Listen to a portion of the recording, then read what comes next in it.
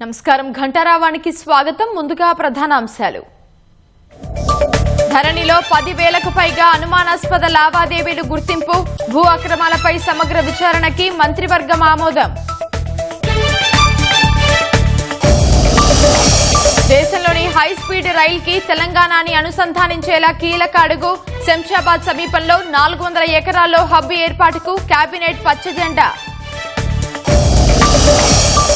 సరూర్ నగర్ వేదికగా బీఆర్ఎస్ యువ సంగ్రామ సదస్సు. హామీల అమలుకి కాంగ్రెస్ ప్రభుత్వంపై ఒత్తిడి తెస్తామని వెల్లడి.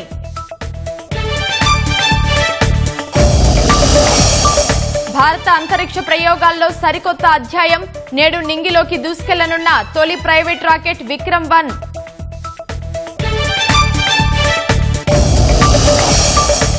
ఆరోగ్యం క్షీణించడంతో వాంగ్చుక్ ను ఆసుపత్రికి తరలించిన ఢిల్లీ పోలీసులు. నీటి పరీక్షా పత్రాల లీకేజీ, విద్యా వ్యవస్థలో అవకతవకలపై దీక్ష.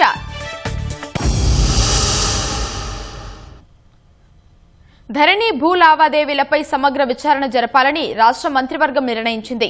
ధరణి పోర్టల్ అమల్లోకి వచ్చినప్పటి నుంచి భూభారతి ప్రారంభమయ్యే వరకు జరిగిన లావాదేవీలు పరిశీలించేందుకు ప్రత్యేక విచారణ బృందం ఎస్ఈటీ ఏర్పాటుకు కేబినెట్ ఆమోదం తెలిపింది.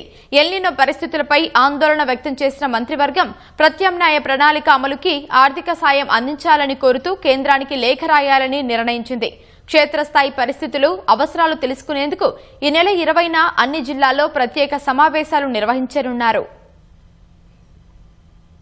ధరణిలో అక్రమాలు తేల్చేందుకు స్పెషల్ ఎంక్వైరీ టీం ఎస్ఈటీ ఏర్పాటు చేయాలని రాష్ట్ర మంత్రివర్గం నిర్ణయించింది. 2020 అక్టోబర్ నుంచి భూభారతి పోర్టల్ వచ్చే వరకు జరిగిన లావాదేవీలపై విచారణ చేస్తామని సమాచార శాఖ మంత్రి పొంగులేటి శ్రీనివాసరెడ్డి వెల్లడించారు. ఇప్పటికే జరిగిన ఫోరెన్సిక్ ఆడిట్లో సుమారు 10,000కు పైగా అనుమానాస్పద లావాదేవీలున్నట్లు ప్రభుత్వం గుర్తించింది.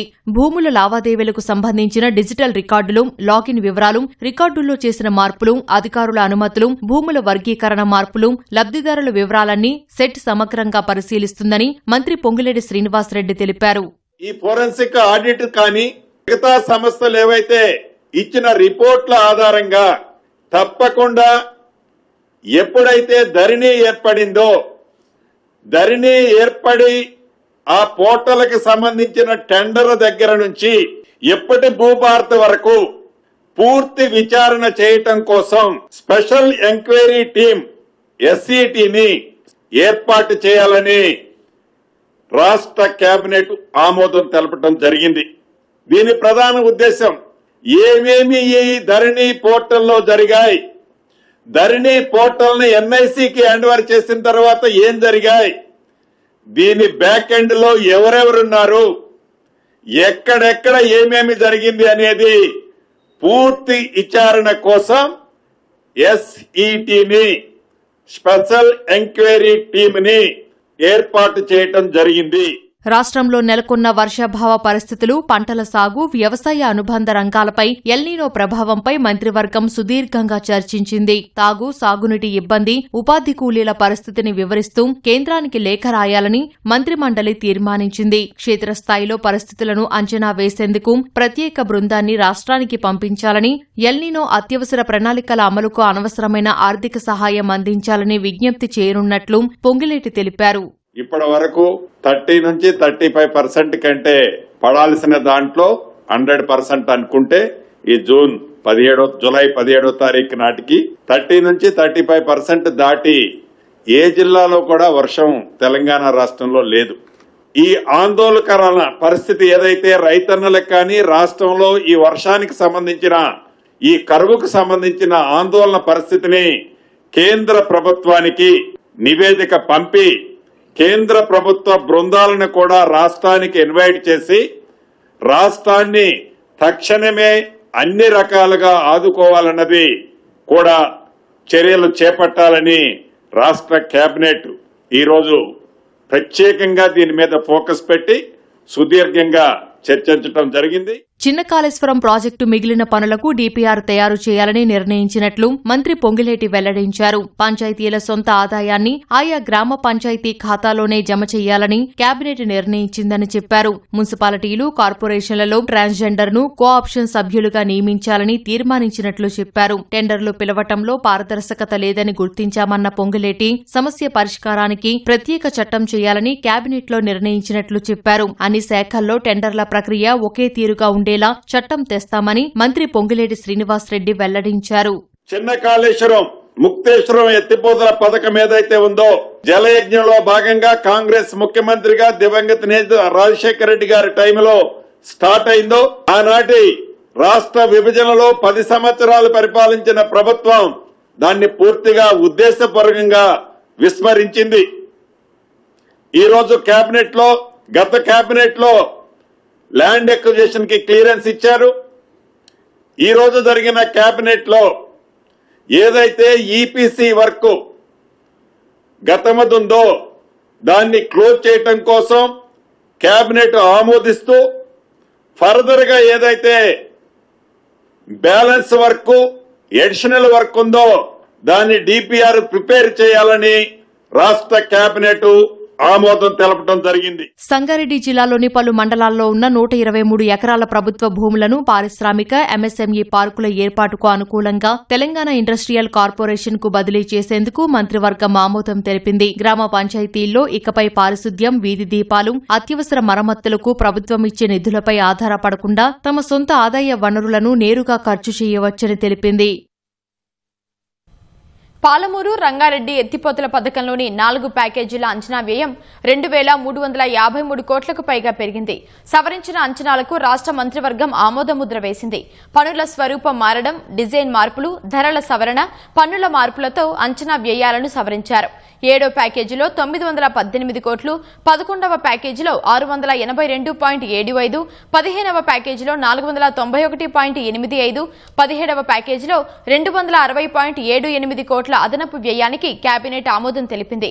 ఏదుల, వట్టెం మధ్య జంట సొరంగ మార్గాలు ఉన్న 7వ ప్యాకేజీలో మొదటి అంచనా వ్యయం 2,263.10 కోట్లు కాగా సవరించిన అంచనా వ్యయం 3,181.10 కోట్ల మేర వ్యయం పెరిగింది.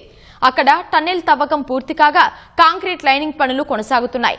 భౌగోళిక పరిస్థితులకు అనుగుణంగా అదనపు షార్ట్ క్రీటింగ్, అడిల్ టన్నెల్ నిర్మాణం చేపట్టాల్సి వచ్చిందని, జీఎస్టీ అమలు, ఇతర చట్టబద్ద పన్నుల వల్ల వ్యయం పెరిగిందని నీటిపారుదల శాఖ పేర్కొంది. 2026 డిసెంబరులోపు పూర్తి చేయాలన్న లక్ష్యానికి అనుగుణంగా పనులు వేగవంతం చేసేందుకు అవసరమైన చర్యలు తీసుకుంటున్నట్లు నీటిపారుదల శాఖ తెలిపింది.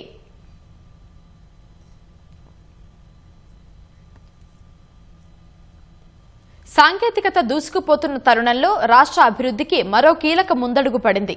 ఇటీవల కేంద్ర ప్రభుత్వం 3 బుల్లెట్ రైలు ప్రాజెక్టులు మంజూరు చేయగా అందుకు సంబంధించి రాష్ట్ర మంత్రిమండలి కీలక నిర్ణయం తీసుకుంది. హైదరాబాద్ కేంద్రంగా ఏర్పాటు కానున్న 3 కారిడార్ల అలైన్మెంట్ కు ప్రభుత్వం ఆమోదించింది.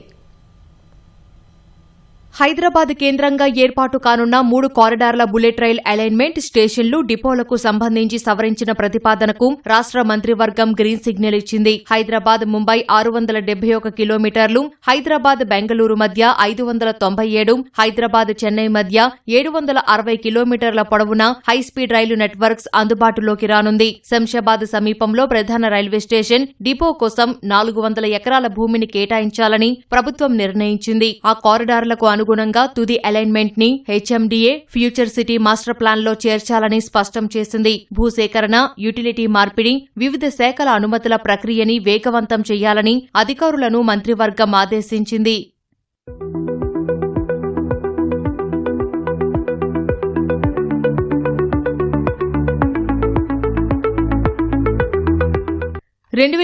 బడ్జెట్లో దేశవ్యాప్తంగా 7 హైస్పీడ్ రైలు కారిడార్ ప్రాజెక్టుల్ని కేంద్రం ప్రకటించగా అందులో 3 రాష్ట్రానికి మంజూరయ్యాయి. ఆయా రాష్ట్రాలన్నింటిలో కలిపి 3 ప్రాజెక్టుల మొత్తం దూరం 2028 కిలోమీటర్లు కాగా ఇందులో 512 కిలోమీటర్ల మేర బుల్లెట్ రైల్వే ట్రాక్ రానుంది. హైదరాబాద్ చెన్నై ప్రాజెక్టును తొలుత నార్కట్పల్లి, సూర్యాపేట, ఖమ్మం మీదుగా ప్రతిపాదించగా రాష్ట్ర ప్రభుత్వ సూచన మేరకు ఫ్యూచర్ సిటీ, నాగార్జున సాగర్ వైపు అలైన్మెంట్ మార్చారు. హైదరాబాద్ బెంగళూరు కారిడార్ను ఫ్యూచర్ సిటీ, మన్ననూరు, సోమశీల వైపు మార్చారు. రాష్ట్ర భవిష్యత్తు దృష్ట్యా ఆయా అలైన్మెంట్లు, స్టేషన్ల ప్రదేశాలు, పేర్లతో కీలక మార్పులు చేశారు. స్టేషన్ ప్రదేశాన్ని ముందుగా నిర్ణయించిన కోకాపేట నియోపోలిస్ వద్ద కాకుండా మరో చోట ఏర్పాటు చేయనున్నారు. మొదట కోకాపేట స్టేషన్ గా పేరు నిర్ణయించగా ఇప్పుడు సైబరాబాద్ గా మార్చారు.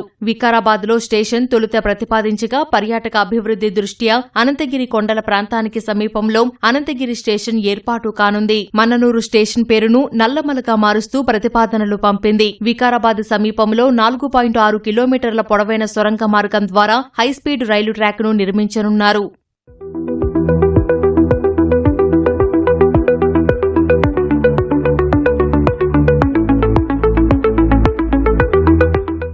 హైదరాబాద్ను దక్షిణ భారతదేశ హైస్పీడ్ రైలు నెట్వర్క్స్ కు ప్రధాన కేంద్రంగా తీర్చిదిద్దేలా 3 కారిడార్లకు గాను శంషాబాద్ను కామన్ హబ్ గా ప్రతిపాదించారు. హైదరాబాద్ ముంబై ప్రాజెక్టుకు సంబంధించి డీపీఆర్ ను ఇప్పటికే రైల్వే బోర్డుకు పంపగా మిగతా 2 ప్రాజెక్టుల డీపీఆర్ ప్రక్రియ సాగుతోంది. శంషాబాద్ లో రాష్ట్ర ప్రభుత్వం కేటాయిస్తున్న 400 ఎకరాల భూమికి బదులుగా కేంద్రం మరోచోట భూమార్పిడి చేసేలా ప్రతిపాదనలు పంపింది. హైదరాబాద్ బుల్లెట్ ట్రైన్ హబ్గా మారబోతోందని బీజేపీ రాష్ట్ర అధ్యక్షుడు రామచంద్రరావు పేర్కొన్నారు. ప్రధాని Narendra Modi hitech city railway station ను వర్చువల్ గా ప్రారంభించారు. స్టేషన్ ప్రారంభోత్సవ కార్యక్రమంలో దక్షిణ మధ్య railway GM Sanjay Kumar Srivastava, BJP రాష్ట్ర అధ్యక్షుడు రామచంద్రరావు పాల్గొన్నారు. ప్రధాని నరేంద్ర మోదీ హయాంలో రాష్ట్రానికి రైల్వేలో 4,900 కోట్ల బడ్జెట్ కేటాయించారని తెలిపారు. సుమారు 26 కోట్లతో హైటెక్ సిటీ రైల్వే స్టేషన్ పునరాభివృద్ది చేశామన్నారు. స్టేషన్ కు అత్యాధునిక వసతులు, ఆధునిక హంగులు కల్పించామన్నారు. ప్రయాణికులకు మౌలిక సదుపాయాల కల్పనే ధ్యేయంగా స్టేషన్ ను అభివృద్ది చేశామన్నారు. స్టేషన్ ఆవరణలో 24 వరకు సీసీ కెమెరాలను ఏర్పాటు చేసినట్లు అధికారులు తెలిపారు. తెలంగాణ రాష్ట్రంలో 41 స్టేషన్లకు ఈరోజు ఆధునీకరణ చేసి, మోడర్నైజ్ చేసి, ఎయిర్పోర్ట్ లాంటి ఒక స్టేషన్స్, అంటే ఎయిర్పోర్ట్ ఎట్లయితే ఉండేవో అంతకన్నా ఒక సుందరీకరణ చేసినటువంటి స్టేషన్స్ ఈరోజు మనం చూసినాం. ఇక్కడ ఈరోజు హైదరాబాద్ నుంచి తెలంగాణలో 5 వందే భారత్ మనకు ఉన్నాయి. ఇక్కడ రాబోయే రోజుల్లో 3 bullet trains, 3 high speed trains కూడా ఇక్కడ రాబోతా ఉన్నది. హైదరాబాద్ ఒక బుల్లెట్ ట్రైన్ హబ్ కాబోతా ఉంది. ముంబై, అహ్మదాబాద్ మధ్య నిర్మాణంలో ఉన్న బుల్లెట్ ట్రైన్ ప్రాజెక్టు ఆలస్యం కావడానికి భారత్కు చెందిన ఓ కేంద్ర మంత్రి, అధికారులు కారణమని జపాన్ మాజీ మంత్రి హిడేకి మకిహారా ఆరోపించారు.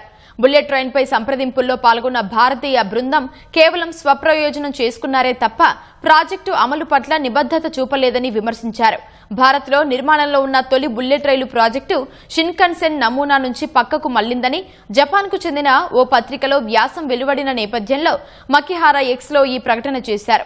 భారత్ బృందం అనుసరించిన తీరు కారణంగా బుల్లెట్ ట్రైన్ ప్రాజెక్టు ఆలస్యమైందని తెలిపారు. హైస్పీడ్ రైల్ నెట్వర్క్ సిగ్నలింగ్ వ్యవస్థ నుంచి జపాన్ పక్షాన్ని తప్పించారని ఆరోపించారు. హిడేకి ఆరోపణలను విదేశీ వ్యవహారాల శాఖ అధికార ప్రతినిధి రణ్ధీర్ జైస్వాల్ ఖండించారు. అవి ఆయన వ్యక్తిగత అభిప్రాయాలు మాత్రమేనని స్పష్టం చేశారు. ముంబై, అహ్మదాబాద్ హైస్పీడ్ ట్రైన్ ప్రాజెక్టుపై భారత్, జపాన్ మధ్య చర్చలు సాఫీగా సాగుతున్నాయని వివరించారు. 2030 ఆరంభంలో E10 శ్రేణి రైలును జపాన్ అందిస్తుందని వెల్లడించారు. అది ఇంకా అభివృద్ది దశలో ఉందన్నారు. తొలుత భారతీయ హైస్పీడ్ రైలుతో కార్యకలాపాలను ప్రారంభించడానికి ఇరు దేశాలు ఒక అంగీకారానికి వచ్చాయని తెలిపారు.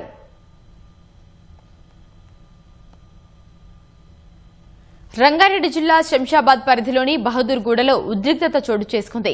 బుల్లెట్ ట్రైన్ ప్రాజెక్టు కోసం సేకరించిన స్థలంలో కంచె వేయడానికి వెళ్లిన రెవెన్యూ, హైడ్రా అధికారులు, స్థానికులకు మధ్య వాగ్వాదం జరిగింది. 650 ఎకరాల భూములకు హైడ్రా సాయంతో కంచె వేసేందుకు వచ్చిన అధికారులను రైతులు అడ్డుకున్నారు. కంచె వేయడాన్ని నిరసిస్తూ ఆర్డీఓ శ్రీధర్తో స్థానికులు వాగ్వాదానికి దిగారు. హైడ్రా, రెవెన్యూ అధికారుల తీరుకు నినాదాలు రైతులు చేశారు. దీంతో పోలీసులు, రైతుల మధ్య జరిగిన తోపులాటలో నరసింహ అనే వ్యక్తి స్పృహ తప్పి పడిపోయారు. రైతు నరసింహను ఆసుపత్రికి తరలించగా తోటి రైతులు అడ్డుకున్నారు.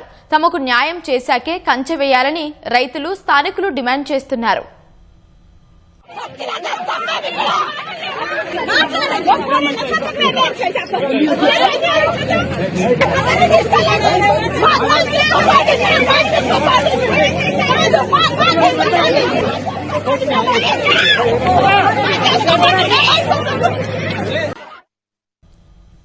సరూర్ నగర్ లో బీఆర్ఎస్ యువ సంగ్రామ సదస్సు జరగనున్న నేపథ్యంలో తాజా సమాచారాన్ని మా ప్రతినిధి రఘువర్ధన్ ప్రత్యక్ష ప్రసారం ద్వారా అందిస్తారు.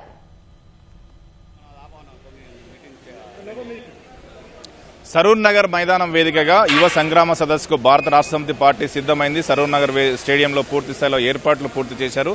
2023 శాసనసభ ఎన్నికలకు ముందు కాంగ్రెస్ పార్టీ ఇదే వేదికగా యూత్ డిక్లరేషన్ ప్రకటించింది. అధికారంలోకి వచ్చి 2.5 ఏళ్లు గడిచిపోయినప్పటికీ కూడా ఆ యూత్ డిక్లరేషన్లో ఇచ్చిన హామీలు నెరవేర్చలేదని బీఆర్ఎస్ పార్టీ అంటుంది. అందుకు సంబంధించి డిక్లరేషన్లు ప్రకటించిన చోట్లే సంగ్రామ సదస్సు నిర్వహిస్తుంది. గతంలోనే వరంగల్ వేదికగా రైతు సంగ్రామ సదస్సు నిర్వహించింది. తాజాగా ఇవాళ యువ సంగ్రామ సదస్సు నిర్వహిస్తుంది. వాస్తవానికి పోలీసులు ముందస్తు అనుమతి ఇవ్వకపోవడంతో బీఆర్ఎస్ పార్టీ హైకోర్టుకు వెళ్లి అనుమతి తెచ్చుకుంది. మనతో బీఆర్ఎస్ నేత కిషోర్ ఉన్నారు. కిషోర్, ఏమిటి ఈ యువ సంగ్రామ సదస్సు ద్వారా ఏం చెప్పదలుచుకుంది? 2023 మే 8 నాడు ఇదే వేదిక ద్వారా కాంగ్రెస్ పార్టీ అప్పటి పిసిసి అధ్యక్షుడైనటువంటి రేవంత్ రెడ్డి గారు ఆధ్వర్యంలో ఇక్కడ యూత్ డిక్లరేషన్ పేరు మీద మీటింగ్ పెట్టి వాళ్ళ అగ్రనాయకురాలు ప్రియాంక గాంధీని తీసుకొచ్చి యువతకు ఎన్నో రకాల హామీలు ఇవ్వడం జరిగింది. ఆ హామీలు ఇచ్చి వాళ్ళని కళ్ళబొల్లి మాటలు చెప్పి వాళ్ళ ఓట్లను వేసుకొని అధికారంలోకి వచ్చినాక కాంగ్రెస్ పార్టీ రేవంత్ రెడ్డికి ఉద్యోగం వచ్చింది తప్పించి నిరుద్యోగులకు ఉద్యోగాలు రాలేదు. దాన్ని బేస్ చేసుకొని ఈరోజు 3 సంవత్సరాల నుండి మొదటి సంవత్సరంలోనే 2 లక్షల ఉద్యోగాలు అన్నారు. ఎస్సీ ఎస్టీ బీసీ బ్యాక్లాగ్ ఉద్యోగాలు భర్తీ చేస్తా ఉన్నారు. ప్రతి నెల నిరుద్యోగ భృతి ఇస్తాను. కానీ ఇప్పటికి 3 సంవత్సరాలు అవుతున్నప్పటికి కూడా ఒక నిరుద్యోగ భృతి లేదు, ఒక ఉద్యోగ నోటిఫికేషన్ లేదు, ఏది లేదు. కాబట్టి దాన్ని బేస్ చేసుకుని ఈరోజు బీఆర్ఎస్ పార్టీ పక్షాన నిరుద్యోగుల తరపున కొట్లాడడం కోసం అదేవిధంగా వాళ్ళు ఇచ్చిన హామీలు ఏదైతే ఉన్నాయో ఆ రోజు ఇది వేదిక మీద ఏమేమి చెప్పినా ఆ హామీలను ఒకసారి వాళ్ళకి గుర్తు చేస్తూ నిరుద్యోగుల పక్షాన ఉంటూ వారిని పోరాటం చేస్తూ రాబోయే రోజుల్లో ఉద్యోగ నోటిఫికేషన్ ఇచ్చే విధంగా నిరుద్యోగులకు భరోసా ఉండాలనే ఉద్దేశంతో ఈరోజు బీఆర్ఎస్ పార్టీ ఆధ్వర్యంలో యువ సంగ్రామ సదస్సు నిర్వహించడం జరుగుతుంది. బీఆర్ఎస్ పార్టీ యువజన విభాగం విద్యార్థి విభాగం ఆధ్వర్యంలో సదస్సు నిర్వహిస్తున్నారు. యువజన విభాగం అధ్యక్షుడు ఎమ్మెల్సీ శంబీపూర్ రాజు గారు, మీరు ఏం డిమాండ్ చేయదలుచుకున్నారు రాష్ట్ర ప్రభుత్వాన్ని ఈ వేదిక ద్వారా, ఏం చెప్పదలుచుకున్నారు? మనం చూసినాం, ఈ కాంగ్రెస్ పార్టీ ప్రభుత్వానికి రావడం కోసం తెలంగాణలో ఉన్నటువంటి అన్ని వర్గాలను మోసం చేసినట్టే యువతను కూడా మోసం చేసింది. యువతకు సంవత్సరానికి 2 లక్షల ఉద్యోగాలు ఇస్తామని చెప్పారు. చాలా హామీలు ఇచ్చేసి ఇక్కడ వారి మాటలు నమ్మట్లేదు. రాష్ట్ర కాంగ్రెస్ పార్టీ నాయకుల మాటలని ఢిల్లీ నుంచి తీసుకొచ్చి కూడా వారితో చెప్పించారు. చెప్పించి ఇప్పటివరకు 2.5 సంవత్సరాలు అయిపోతున్నప్పటికీ కూడా ఏ ఒక్క హామీని కూడా వారు నెరవేర్చుకోలేదు.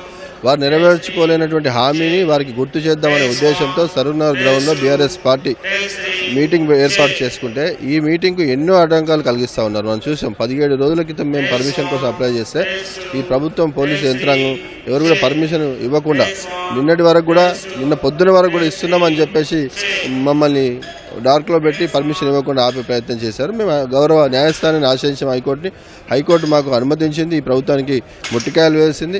మరి అయినప్పటికీ కూడా ఈరోజు ఉదయం నుంచి మా నాయకులను అరెస్ట్ చేస్తూ ఉన్నారు. ఒకవైపు సబితా ఇంద్రారెడ్డి గారు, ఆర్ఎస్ ప్రవీణ్ కుమార్ గారిని అరెస్ట్ చేసి వారిని ఇక్కడికి రాకుండా చేస్తూ ఉన్నారు. ఇది మంచి పద్ధతి కాదని చెప్పేసి కూడా వారికి తెలియజేస్తారు. సదస్సుకు ఎవరెవరు హాజరవుతున్నారు? పార్టీ తరఫున నిరుద్యోగులు కావచ్చు, విద్యార్థులు కానీ ఎంతమందిని సమీకరిస్తారు?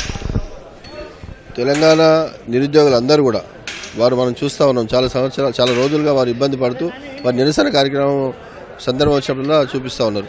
వారు వస్తూ ఉన్నారు. యావత్ తెలంగాణ రాష్ట్రం నుంచి వచ్చే విద్యార్థులు, యువకులు అందరూ కూడా వస్తూ ఉన్నారు.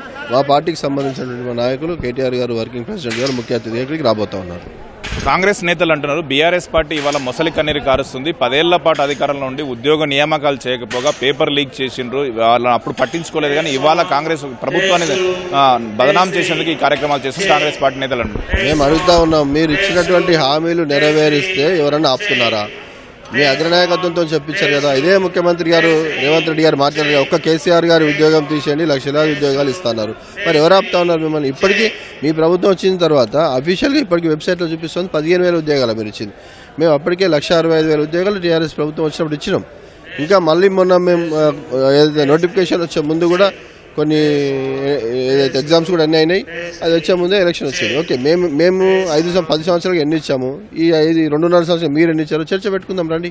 ఎందుకు ఇవ్వట్లేదు? మీరు హామీ ఇచ్చారు కదా వారికి, మిమ్మల్ని ఆపుతున్నారు. నిన్న ఈ వేదిక నుంచి చెప్పా, క్యాబినెట్ మీటింగ్ అవుతుంది. మీరు ఇచ్చినటువంటి సరూర్ నగర్ సభలో ఇచ్చినటువంటి హామీలను నెరవేర్చండి, మేము సన్మానం చేస్తామని చెప్పినాం. ఎందుకు చేయట్లేదు? మరి మీరు నిన్న క్యాబినెట్ ఎందుకు ఈ చర్చ రాలేదు? అంటే మీరు ఇచ్చినటువంటి హామీలు ఇదే కాదు, తెలంగాణ యావత్ సమాజాన్ని మొత్తం కూడా ఈ ప్రభుత్వం మోసం చేసింది. కాబట్టి ఖచ్చితంగా వారికి ఈరోజు ఈ సభ నుంచి బుద్ధి చెప్పబోతా ఉన్నాం.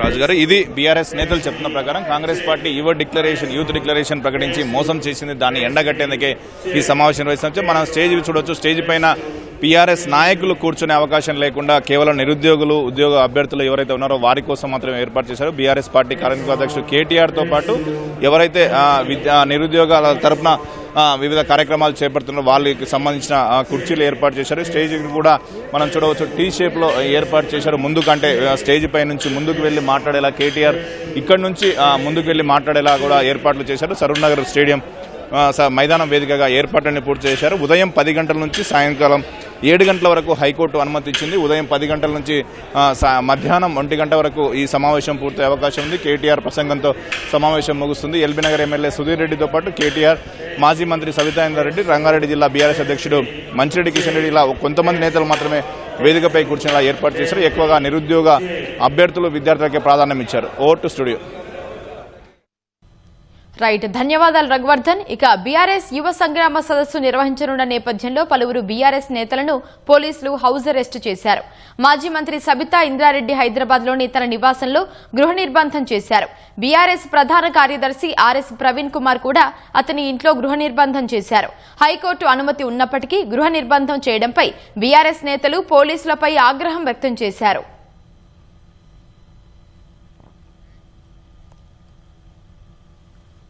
ఢిల్లీలోని జంతర్ మంతర్ వద్ద గత 20 రోజులుగా ఆమరణ నిరాహార దీక్ష చేస్తున్న ప్రముఖ పర్యావరణవేత్త సోనం వాంచుక్ ను భారీ భద్రత మధ్య పోలీసులు సఫ్దర్జంగ్ ఆసుపత్రికి తరలించారు.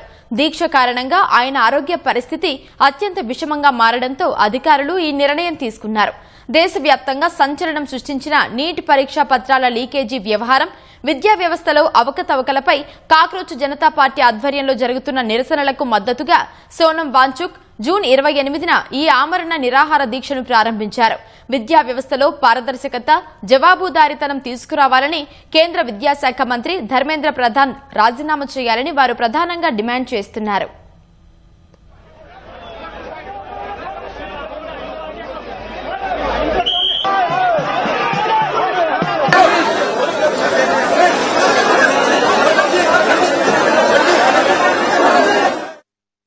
గత 20 రోజులుగా కేవలం నీరు మాత్రమే తీసుకుంటూ దీక్ష చేస్తూ ఉండటంతో వాంగ్చుక్ శరీరం దాదాపు 9 కిలోల బరువు కోల్పోయి అత్యంత బలహీనంగా మారారు. ఆయన కనీసం మాట్లాడలేని స్థితికి చేరుకున్నారని, శరీరంలో కొవ్వు, కండరాలు కరిగిపోతూ కీలక అవయవాలపై తీవ్ర ప్రభావం పడే దశకు చేరుకున్నారని వైద్యులు హెచ్చరించారు. తన శరీరంలో 20% మేర బరువు కోల్పోయారని స్వయంగా వాంగ్చుక్ తెలిపారు.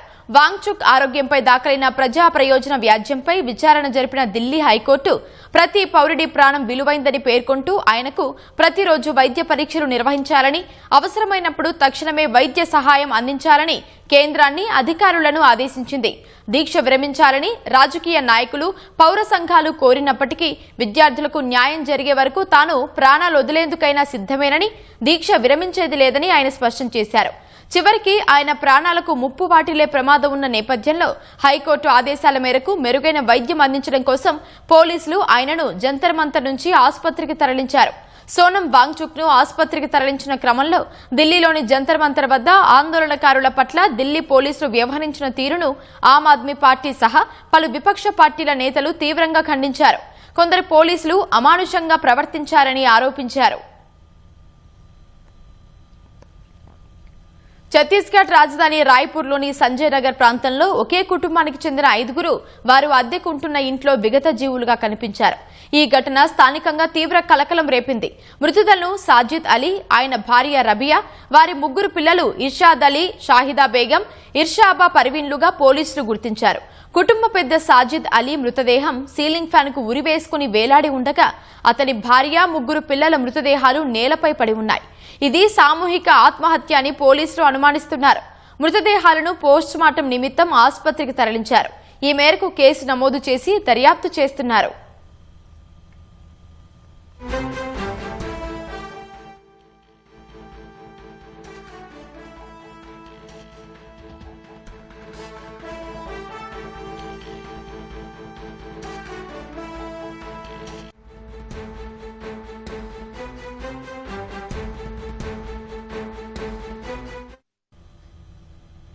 హర్మూజ్ లో ప్రయాణించేందుకు ప్రయత్నిస్తున్న సమయంలో సీమైన్ల పేలుళ్ల కారణంగా 2 చమురు ట్యాంకర్లు తీవ్రంగా దెబ్బతిన్నాయని ఇరాన్ చేసిన ప్రకటనను అమెరికా సెంట్రల్ కమాండ్ కొట్టిపారేసింది. ఇరాన్ ప్రకటనలో ఎలాంటి నిజం లేదని అమెరికా సైన్యం స్పష్టం చేసింది. ఈ మేరకు ఎక్స్ మాధ్యమంలో ఓ పోస్టు చేసింది.